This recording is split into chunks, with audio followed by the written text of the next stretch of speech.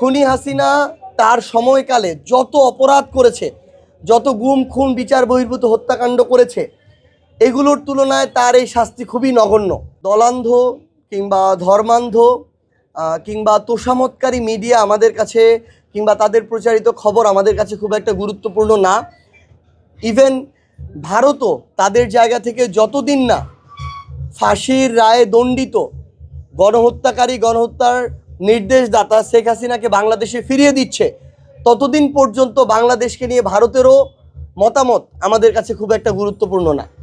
আমরা স্পষ্ট করে আমাদের জায়গা থেকে বলি যে খুনি হাসিনা তার সময়কালে যত অপরাধ করেছে, যত গুম খুন বিচার বহির্ভূত হত্যাকাণ্ড করেছে, এগুলোর তুলনায় তার এই শাস্তি খুবই নগণ্য। কিন্তু তারপরও বাংলাদেশের আইনের সর্বোচ্চ যে শাস্তি তাকে কেন্দ্র করে দেওয়া হয়েছে, আমরা এখন সেই শাস্তি কার্যকর হওয়ার অপেক্ষায়।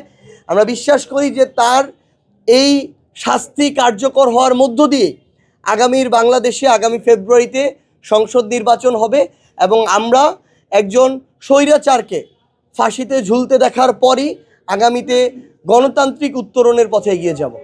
হিরন আরও মিনারেল ওয়াটার মাত্র 50 পয়সায় প্রতি লিটার।